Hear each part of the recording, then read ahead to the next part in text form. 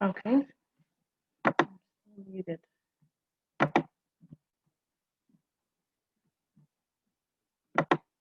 Good afternoon, everybody.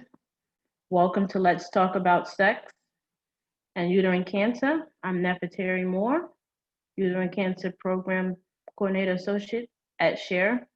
Before the presentation begins, I'd like to tell you a little bit about SHARE.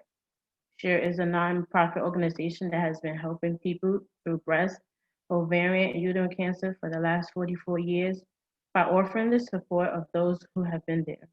SHARE provides many services, including a helpline, support groups, and educational programs. All services are free of charge to participants. For more information, visit our website at sharecancersupport.org. All participants will be muted during the presentation. Please note that this program is being live streamed to Facebook. Please feel free to turn off your cameras at the end of the presentation. We will begin the question and answering discussion. You are welcome to submit questions during the presentation through the chat feature. When asking questions, remember the presenters are unable to give specific medical advice, so please keep your questions general in nature. This program is being recorded and will be available on the SHARE website soon. Now I'd like to introduce our guest, Dr. Dizon is an oncologist who specializes in women's cancers. He is the director of women's cancer at Lifespan Cancer Institute, the director of medical oncology at Rhode Island Hospital. He is also a professor of medicine at the Warren Alpert Medical School of Brown University.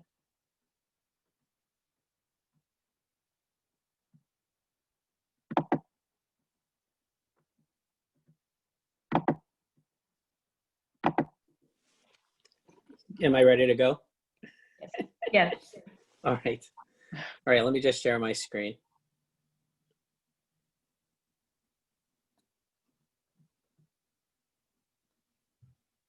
All right, can you see my screen? Yes. Yes, I can see it. All right, so we'll go ahead and get started. So here's my conflicts. I don't have anything related to sexual health. The learning objectives for this is going to be pretty straightforward. And what I'll say is that what I'm about to tell you is what I tell my colleagues across the country when I speak about sexual health to providers. So the first is going to be to show everybody why it's important that we address sexual health in people who have been diagnosed with cancer. The second is to just go through the experiences of intimacy and intercourse as it relates to men versus as it relates to women. And the third is to outline what's actually available to help treat sexual health issues as they arise. So in terms of sexual problems and cancer in general, it's exceptionally common. If you look at women who have a gynecologic cancer, it ranges between 25 and 90% of people, but it's not.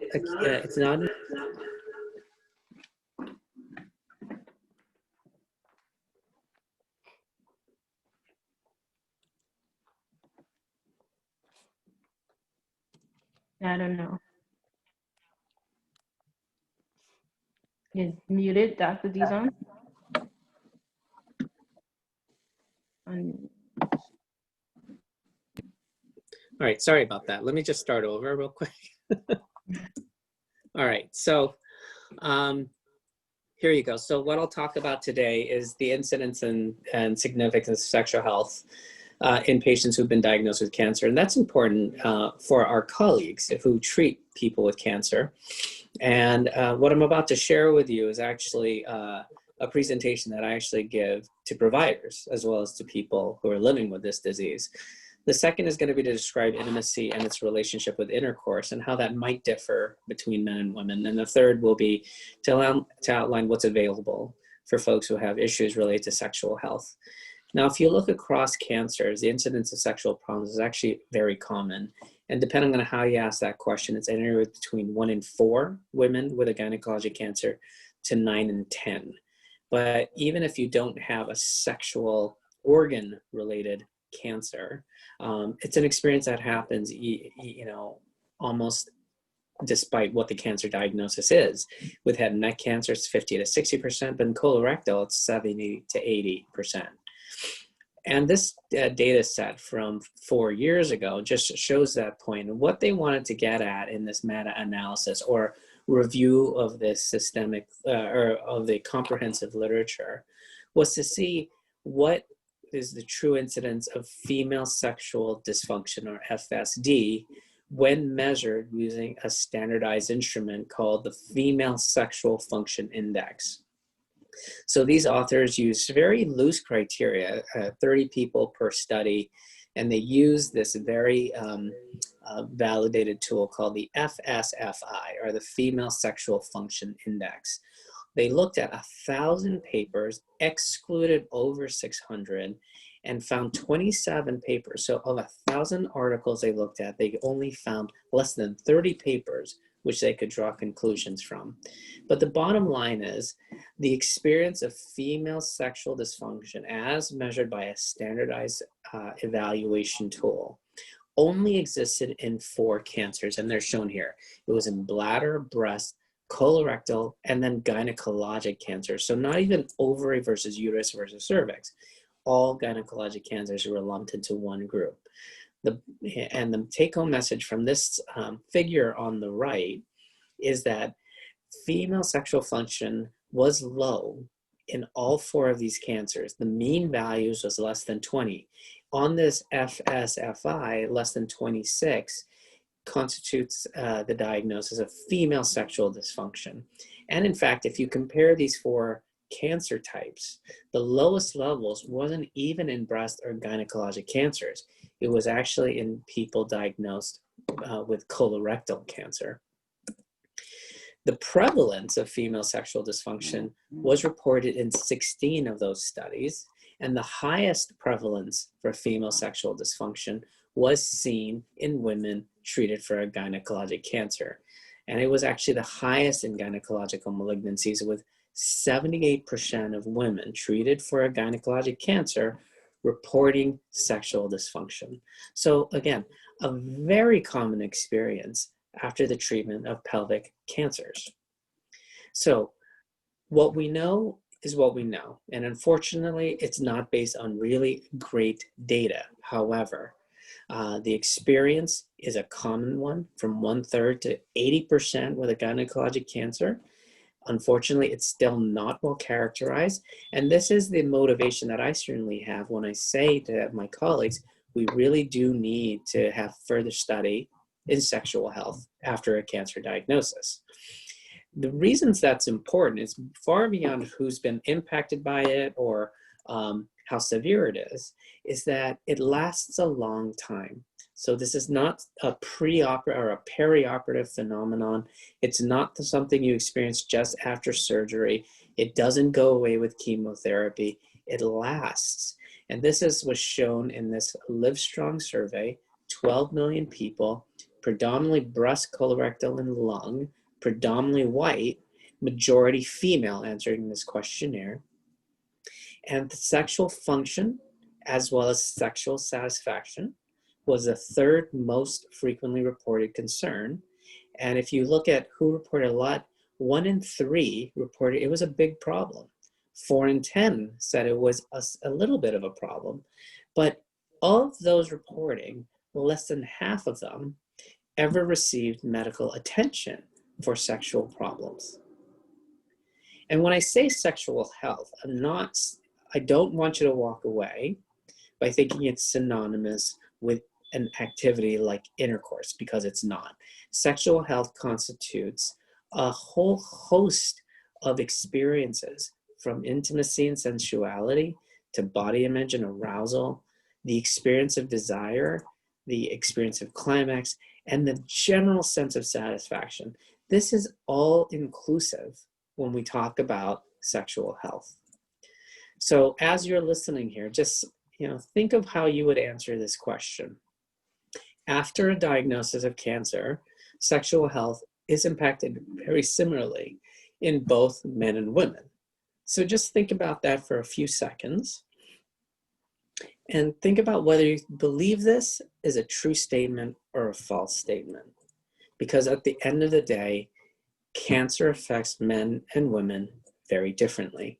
We tend to think of men as an on and off switch, which means when they're erect is when they want to be intimate. It's when they reach out for their partner's hand, sits with them by the couch, starts to caress, and even to kiss. There's an end point to all of that, and it's usually penetration. Following penetration, there might be some hand holding, but essentially men's switches turn off. After an experience of prostate cancer, for example, where erections are negatively impacted, what we know is that there is less intimate experiences. Men do not reach out to their wives or their partners primarily because there is no end point to it. So why play baseball? Why go to first base if they can't go home? And there is this experience of withdrawal that's very well documented in the literature. This is not how women experience sexual health. Women are a computer keyboard. And before cancer, most women that I see say their sexual lives worked fine. They didn't even think about it. Much like a computer where you turn it on and it whirs and it works, and you open up your programs and you start working, or you start watching a movie and then you turn it off and you walk away. You don't have to think about it. After the experience of cancer, surgery, chemotherapy, radiation, after all of it, sometimes a computer whirs when you turn it on and nothing happens. It's very disconcerting, and quite frankly, it doesn't make sense to a lot of folks when it happens to them. So here's what you should know about sexual health after cancer. This is Rosemary Basson's model of female sexual health. This model marries the biological, the psychological, and the social aspects of sexual health together. She suggests or proposes that it begins with intimacy. Intimacy is what wakes up the sexually neutral female, and that want of something more in her life wakes up the body so that when certain areas are touched, it's stimulating. That stimulation results in arousal. The experience of arousal makes you want something more. It wakes up desire. And when desire is satisfied, you want intimacy again. Now, there's a bypass loop beyond intimacy where desire and satisfaction leads right to stimuli.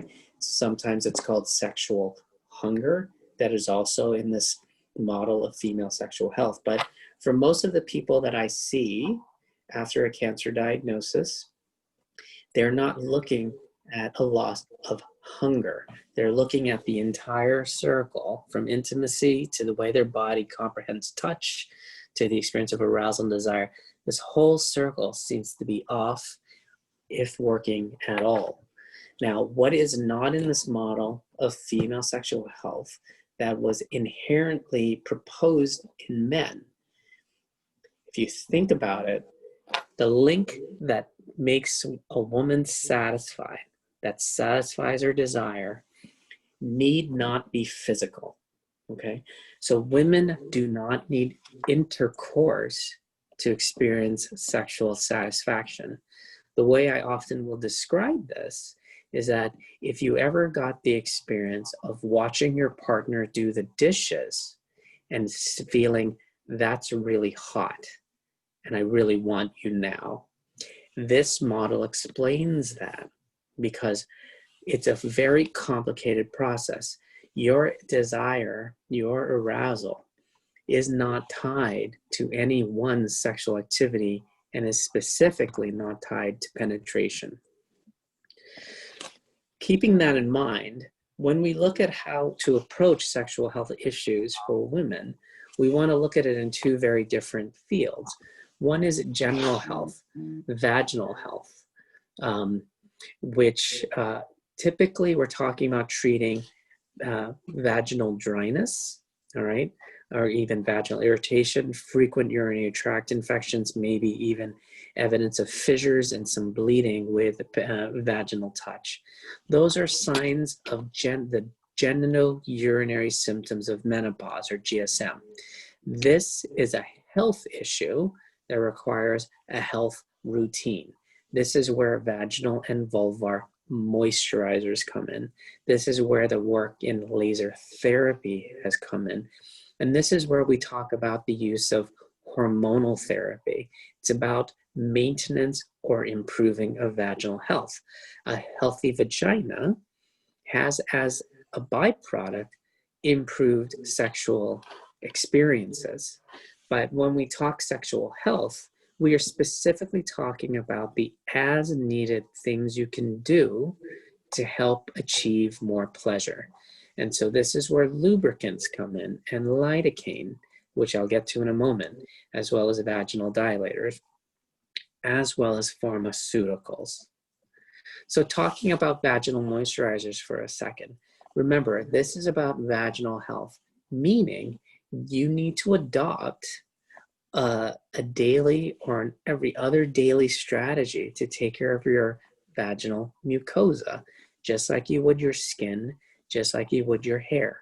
It has to be part of a routine because the benefit of a healthy vagina will be sexual comfort. There are many types on the market as listed here. Whichever works for you will work. I oftentimes will recommend a polycarbophilic-based moisturizer such as Replens.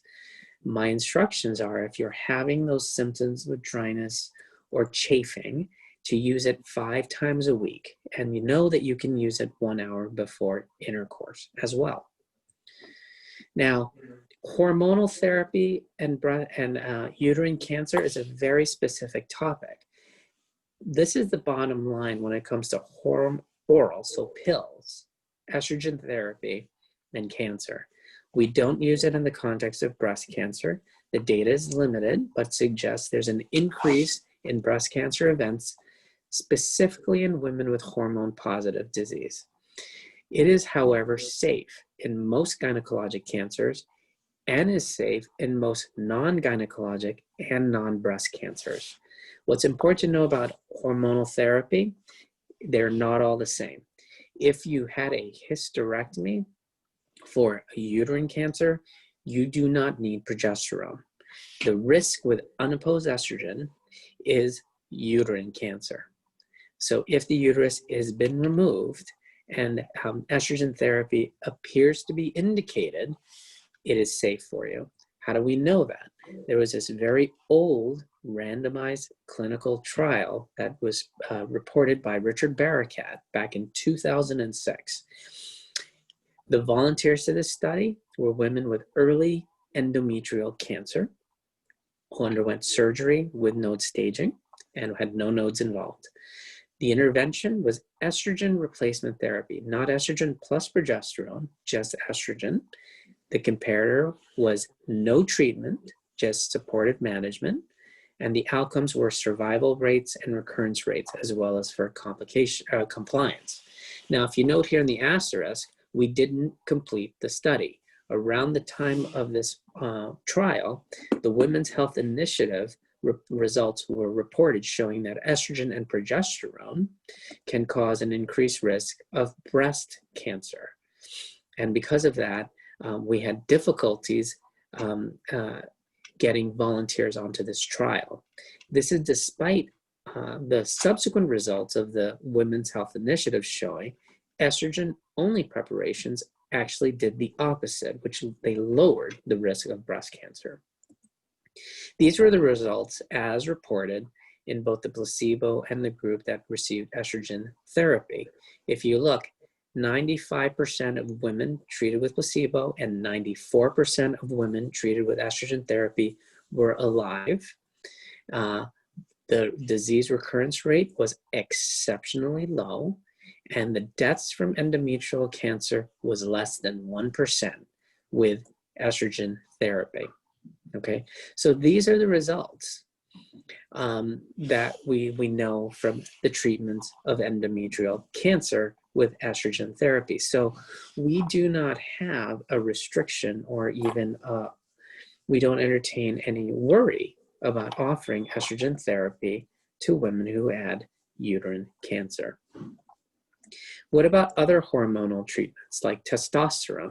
Why is this an area of interest? Because it works to improve desire in 3 groups: women who are postmenopausal, women who have what's called hypoactive sexual desire disorder, which means they can have sex they can enjoy penetration, they can even climax, but at the end of it, they don't care if they ever see it again. That feedback loop into desire is broken despite being satisfied. And also women who had a uterus removed with their ovaries removed, but not for cancer, they also had a benefit with testosterone. So the question is, for women treated for cancer, do the benefits outweigh the risks of virilization? The data in uterine cancer is exceptionally limited.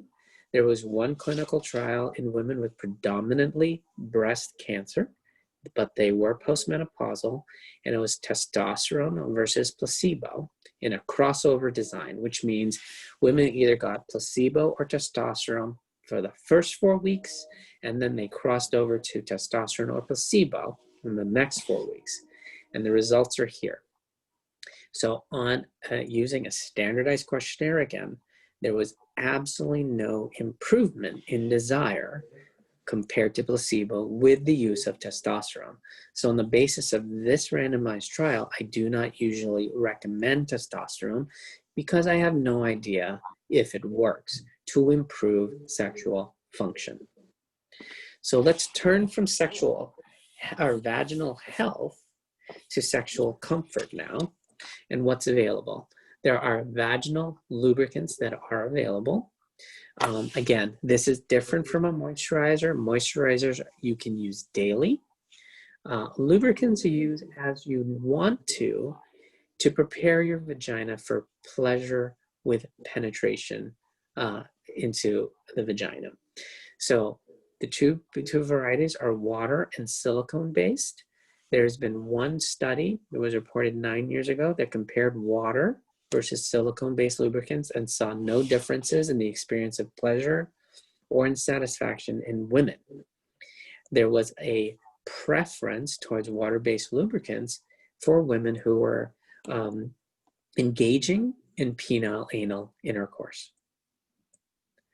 What about a natural oil, coconut or olive oil or even aloe? The question comes up, can I use something natural instead of chemical-based lubricants? Here's one very small study, 25 women, and it was part of a 3-pronged approach with pelvic floor exercises, vaginal moisturizers, and olive oil.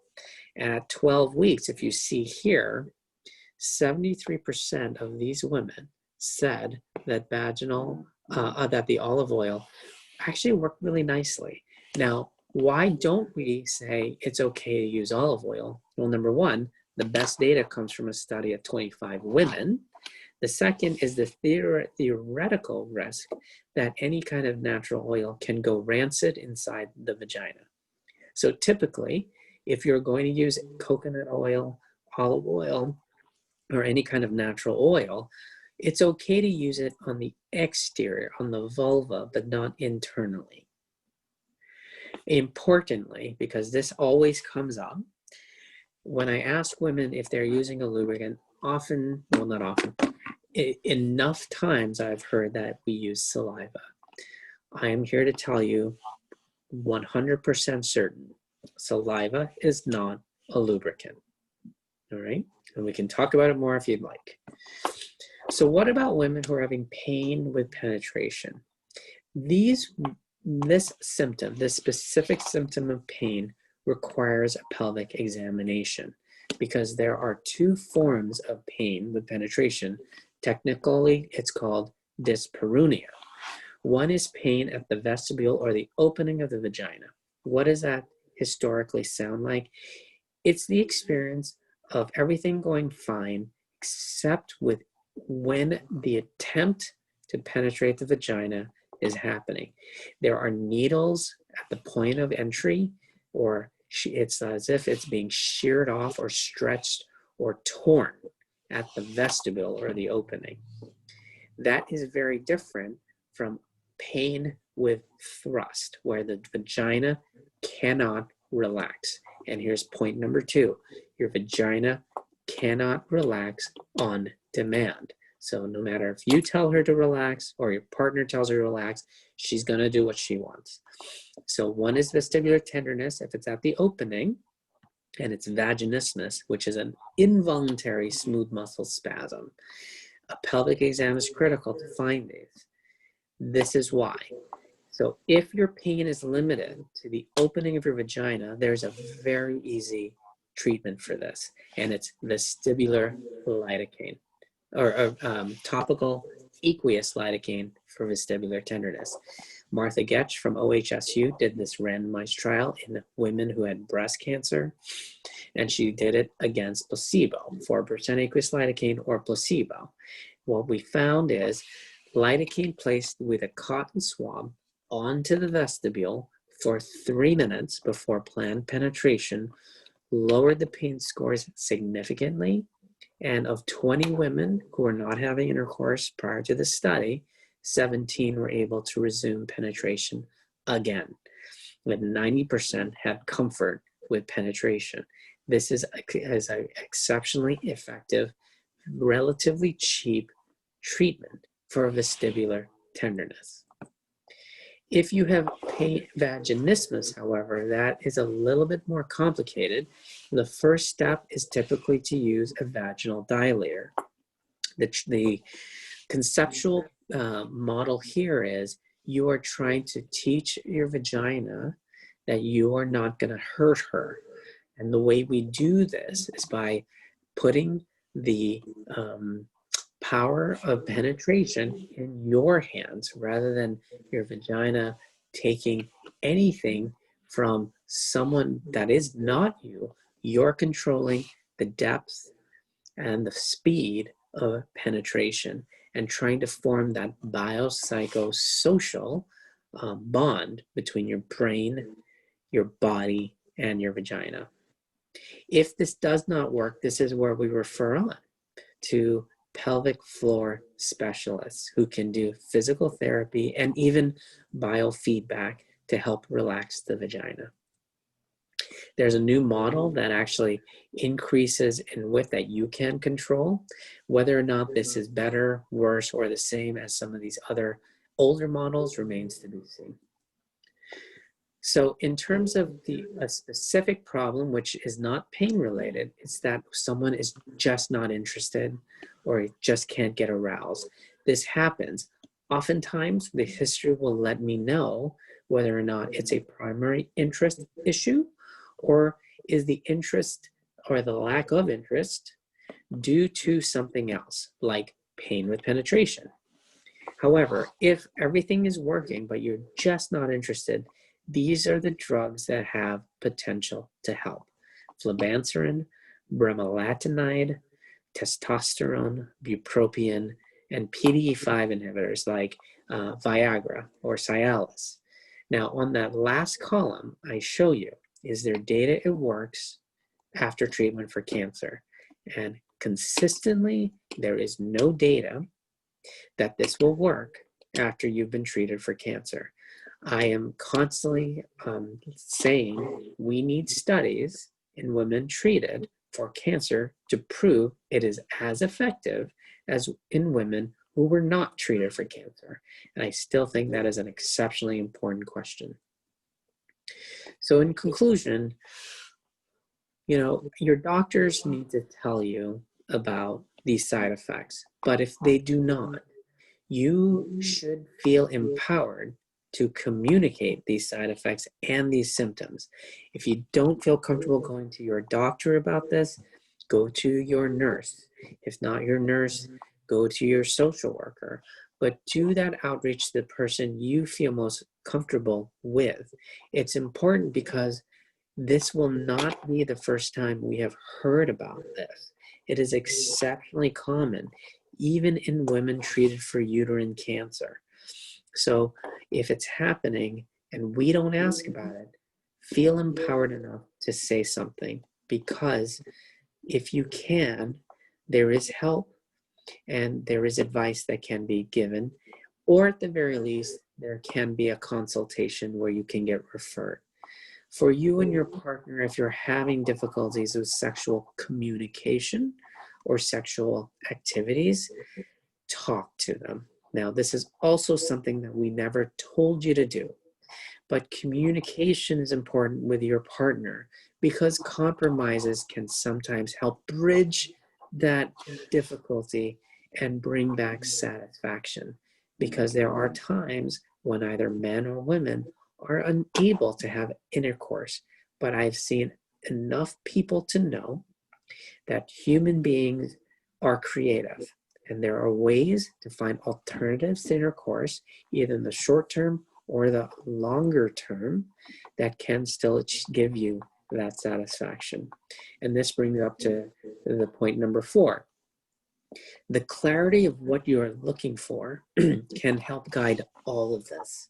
So if you are in a place where you don't feel like you want to have a penetrative experiences, communicating that, getting a compromise to what else can be done, can help then set the expectations that not only what you have, but what your partner might have as well. Because after cancer, everyone deserves a sex life. That includes the young adult, the older patient. It includes women in relationships, and it includes women without a partner at this time. It includes patients who are lesbian, gay, bisexual, transgender, and queer. And it includes patients who are living with advanced or metastatic uterine cancer.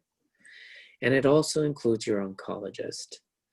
So with that, why don't I go ahead and close and we can open this up to some discussions. I purposely made this a shorter talk so that you all had a chance to ask some questions.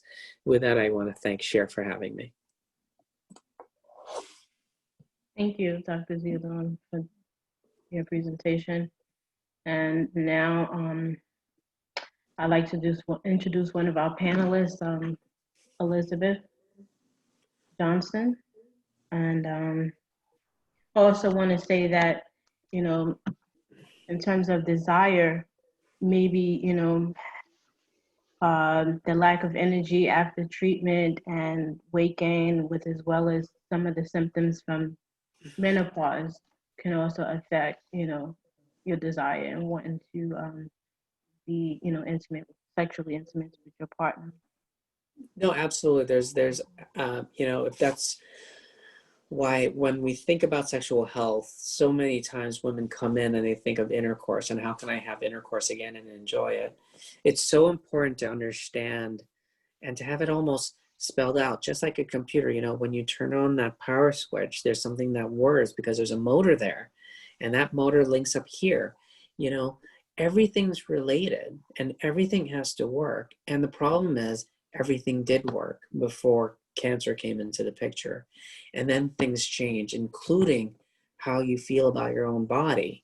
And even though your uterus is not an external organ that everyone sees, it is something that women lose. And there's a sense for a lot of women of being defeminized with the loss of their uterus.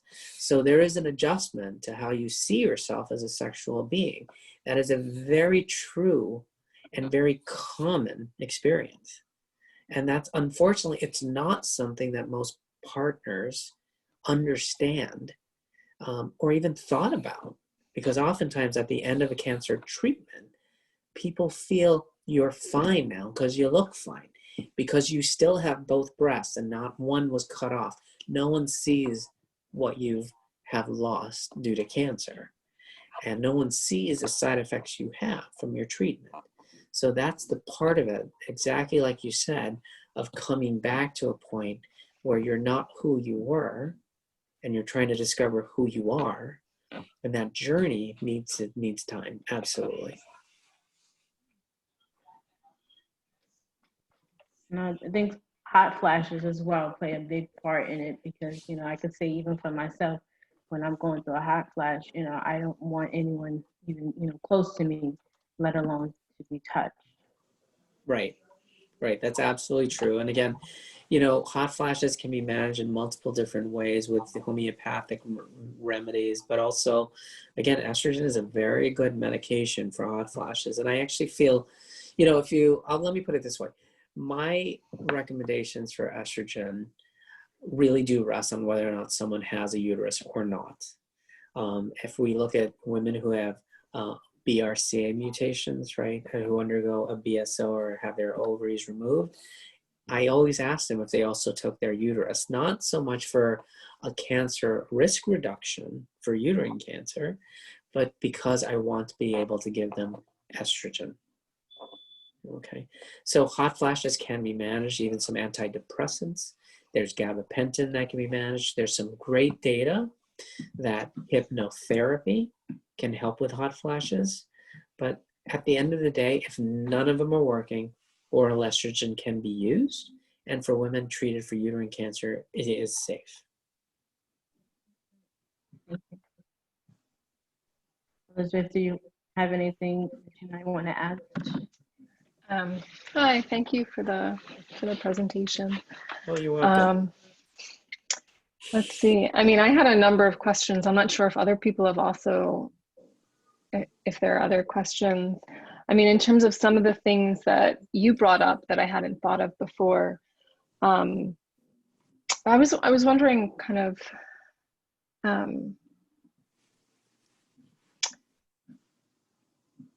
I have a couple questions. First off, does the body have an ability to, this might be I feel slightly embarrassed asking it, but hopefully this will open it up for other people to ask questions they may think are embarrassing. First. Is it possible for the body after a hysterectomy to produce lubrication of any sort, or does it all have to be externally? Well, that's an interesting question. We tend to think of estrogen as the mediator of vaginal moisture. Okay. Mm-hmm. And so if your ovaries were taking along with your uterus, that tends to be why the vaginal dryness occurs. It's a very frequent thing, even for women treated for breast cancer, because they're on anti-estrogens, and that's a very major side effect. So with time, does the body produce its own moisture? I will say I have had experiences for women who I've seen over the course of time in sexual health where it hasn't, and they have to use the moisturizers. But I also see other women where their body adjusts. Okay. Now, I would make this akin to women who are in their 60s and 70s. And quite frankly, I hear a lot of younger women saying, I don't want to be 60, 70 years old in a 35, 40, 45-year-old body. I will say to you that women are getting sexually transmitted diseases in nursing homes. Okay. So they are remaining sexually active in their 70s. Okay. So age is just a number. Okay. And the role of estrogen is only one aspect of sexual function. But to answer your question specifically, more often than not, women will need some sort of vaginal moisturizer to use. Now, when I prescribe vaginal estrogen, so you can take estrogen either orally or you can take it vaginally. Vaginally, with the preparations that are available, the doses are exceptionally low. You're talking 10 micrograms. Okay. The effect you're looking for is local. So you're looking for the improvements in pH, and you're looking for the improvements in moisture. And the risk of systemic absorption is exceptionally managed. It's very low. Okay. But when I even prescribe vaginal estrogen, it's not something you need to take every day. It's possible to take it every day for 2 weeks, and then go to every 3 days, and then stop at 3 months. And you'll see that for some women, the effect of just that short period of vaginal estrogen can last for a total of 6. Okay, so there's a way that the moisturizers and that lack of spontaneity can be managed. Okay. But the vaginal moisturizers, for anyone who doesn't want to take a hormone, is actually a very effective way to manage that. Thank you. Yeah.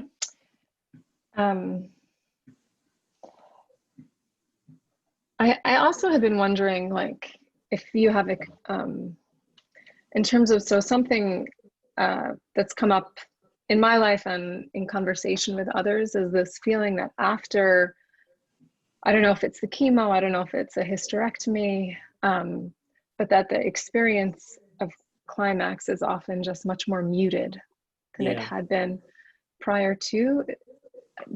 Is that something like, So is I'll that tell you that, physiological? Is that psychological? Is that no, I think hormonal? it's Is it, real. I think it's okay. real. Yeah. I will say that the women who are experiencing the most problems with a lack of orgasm or reductions in the experience of that Mm-hmm. have actually been treated for breast cancer. And I think it has something to do with breast specific sensuality, that you lose your breast, which for 90% of women is an erogenous organ that's directly tied to their clitoris. Okay. Mm-hmm. Women treated for cervical cancer, for example, who get a lot of pelvic radiation, I don't see them losing their ability to orgasm. The unresolved question regarding the experience you're having or describing is, Mm-hmm. what is the role of the uterus in orgasm? Okay. The literature, if you look up that question, the bulk of the data say hysterectomy is not tied to a loss of orgasm. Okay. However, ask any of us who do this in sexual health. There are women who are debilitated by their loss of orgasm after a hysterectomy. So if you think about it, the reasons why women might have a hysterectomy vary. You had it for cancer, or someone you loved had it for cancer, right? Other women might have had to have it for a very different reason. Maybe it's fibroids, okay? So trying to make sense of a pooled data set to pull out this one nugget of an association has proven very difficult. So it's very possible that the hysterectomy lowered your threshold for our orgasm. Chemotherapy, we know, can actually lower that or increase the threshold to achieve a satisfying orgasm. It might be due to neuropathy, involving your clitoris. That has been described. There are also experiences more commonly seen with anti-estrogen therapies where there's a scar or a layer of tissue that develops over the clitoris. It's called clitoral phimosis. And oftentimes that just dulls the sensation. Now, two schools of thought on that. There's a school on the West Coast says, if you see that scarring, you should surgically free the clitoris, surgically. There's another school on the East Coast that says you don't need surgery on the clitoris. All you have to do is massage the clitoris to get it back.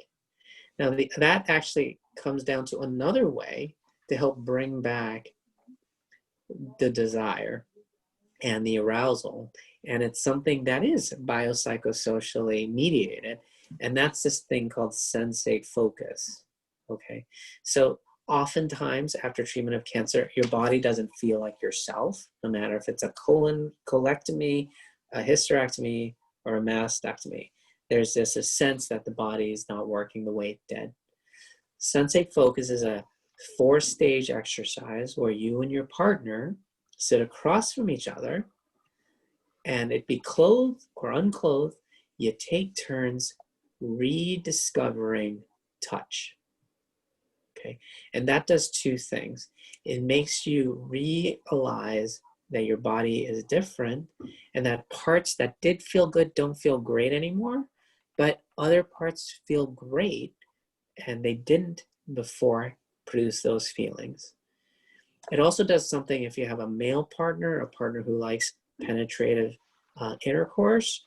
It breaks the association between intimacy and intercourse, which then can allow you both to redefine your sexual relationship. Okay. Again, intimacy and intercourse being closely tied for men, but really a separate experience for women. All right. This sort of helps you realign without placing blame and without placing the responsibility of recovery on you. And you said that it's called Sensate? Yeah, SENSATE, focus. Okay. Yeah. Thank you, Dr. Dizon, and thank you, Elizabeth, for your questions. Great questions. Yeah. I'd like to open it up for some other questions. If anyone else has a question, they can unmute to ask their question.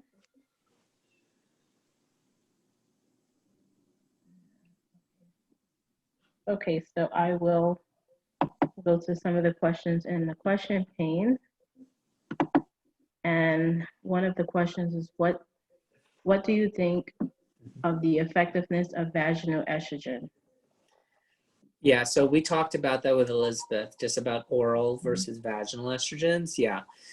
Again, I will just, for women treated for uterine cancer, oral estrogen is A-okay. But if if that makes you nervous, all right, you can also try vaginal estrogen, and that can be okay too for the vaginal specific impacts. I'd like to ask a question, if I may. Sure. Can I ask? Okay. What do you think of vaginal estrogen suppository for someone who is treated for endometrioid ovarian cancer? So actually the data, I didn't put it into the slide, but there is data in ovarian cancer, not a randomized trial, that shows even for ovarian cancers, estrogen is safe as well. So in terms of vaginal suppositories, again, I think it's safe in most of our gynecologic cancer, including vulvar cancer and including cervical cancer. Now, the only place where it might not be safe, including the use of vaginal suppositories, mind you, is for women who have an ovarian low malignant potential tumor, because those tend to be hormonally mediated. We always worry about a local recurrence with vaginal estrogen therapies with LMP, low malignant potential tumors. Now, remember, uterine cancer isn't breast cancer. So, we do sometimes look for hormone receptor staining in uterine cancers, especially in endometrioid cancers. But the role of estrogen in both causing endometrial cancer, making it recur, is not as clear as it is in hormone-positive breast cancer. And again, the reasons I can say that is the Women's Health Initiative study, estrogen alone was fine. It was estrogen and the progesterone that association increased the risk of breast cancer. They didn't give estrogen only to women with a uterus because we know, right, estrogen alone will lead to proliferation of the uterus, and unopposed proliferation of the uterus can lead to uterine cancer. So that we knew that's biological. But I will also say tamoxifen, right, which is used to treat breast cancer, causes endometrial cancer, but tamoxifen can also be a treatment for metastatic endometrial cancer. Okay, so the pathway of the estrogen pathway, not as clear-cut in breast cancer, and is definitely not as clear-cut in ovarian cancer. In fact, it's less likely to be something that plays a role in ovarian cancer. So it's fine to use a vaginal suppository even with an endometrioid ovarian cancer. Thank you. You're welcome. So I have another question. May I ask a follow-up question on that? If you don't have a uterus, does it depend upon the type of endometrial cancer that you had, or the grade, or the aggressiveness, such as UPSC versus just a regular endometrial cancer? It doesn't seem to matter about the grade or the histological type in terms of the recurrence risks. The recurrence risk, again, in that GOG study was exceptionally low. They had all histologies who went into that trial, okay? And so again, we don't, in my practice, let me put it this way, in my practice, if someone is having issues with menopause, like what we talked about earlier, and nothing is working, I have no problems putting them on oral estrogen, no matter what the histologic type is. So I have another question that's come in, and it says regarding intimacy, it's challenging to think of oneself as a female as attractive to the opposite gender and less attractive since, post hysterectomy. And this is their way of thinking about online meeting, dating, and ultimately being chosen for a relationship potential marriage partner. Any suggestions reframing these less than helpful thoughts? Yeah, I mean, I think so one of the things that seems to really be very effective is to find your crowd, find your group. So we know that group therapy, for example, can go a long way in accepting body image, okay? And again, the loss of a uterus and the experience of being defeminized is a real phenomenon, and I've heard it over and over again for women treated with a gynecologic cancer. So if anyone is sitting at home thinking that this is a problem and no one else experiences it, know that that's not true. That women have that experience, and women have had the experience of feeling undesirable because of it. All right. The adjustment that needs to happen is self-acceptance. And the good news is that with time, that can usually happen. But it's not something that you need to suffer through by yourself. It is something where you should find a group or a network where you can be honest and open about what you're experiencing. And it's also something to tell your physicians and your docs about, because they can hook you up with either therapy or even a woman-to-woman type program where you have a buddy. Because I think the worst thing is to experience those feelings in isolation. Again, I keep saying, cancer is not something anyone should experience alone. And so even if you don't have a partner or children or anything, you still should not have to experience it alone. So Cheryl is asking how would one find that kind of support? I think groups like this are really helpful. Share, and certainly the Foundation for Women's Cancers is another. There are groups where women gather. Even on social media, I know several Facebook groups. It's just a matter of finding the group you feel comfortable with. Okay. And I'm fairly certain that the topic of sexual health is something that comes up a lot, and I don't think you're going to be alone in trying to find that group. I think the fact that you've called in or are joining this network and are hearing that other people have these similar issues that they've struggled with or still have questions for tells you you're not alone. And this is a group where you can actually start, because I know, especially for younger women, uterine cancer is not something that is commonly experienced. This question is from Facebook. Is there anything to increase female sex drive during undergoing endocrine therapy? Yeah, so there are no evidence-based medications that can increase arousal or interest. Okay, so there's 5 on the market. None of them have been really treated for cancer. The one that's closest is continuing in phase 3 trials, and it's Wellbutrin or bupropion, which is an antidepressant.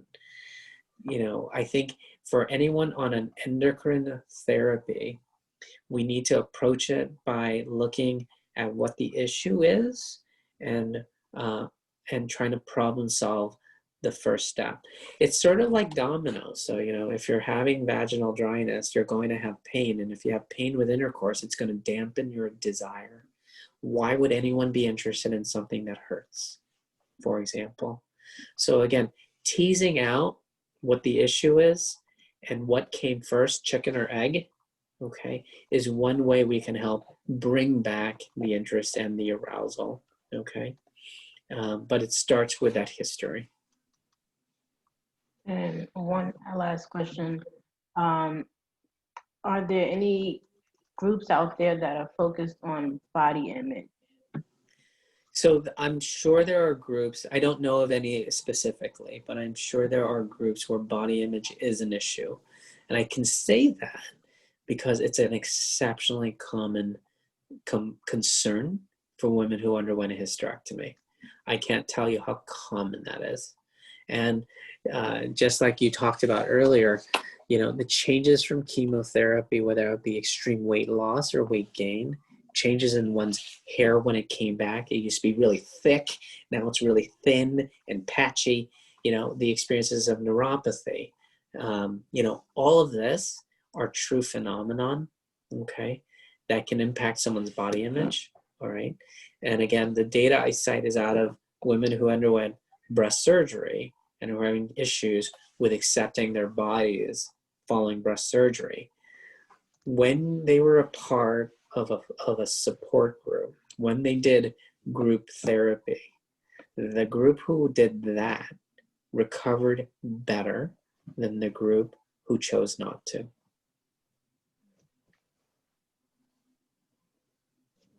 Thank you. Do we have any last questions?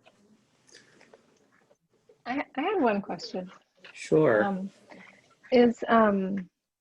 You mentioned the oral estrogen being helpful in terms of dealing with some of the menopause symptoms like hot flashes. Can the oral estrogen also be helpful for vaginal problems, or is that going to more likely be treated locally? Or No, you're correct. So oral estrogen treats everything. okay. So it treats the hot flash, it just treats the vaginal mucosa. Yeah, it treats everything. I would think about it the different way. If you were worried about the systemic exposures of estrogen, the vaginal estrogen will be specific. Okay. Yeah. Okay. Thank you, Dr. Dizon, for an informative program. And thanks to all of you for participating and submitting questions. Thank you so much for having me. Thank you, Dr. Dizon. You're our favorite. Thank you for having me again. Take care, everybody. Thank you. Bye. Okay. Thank you.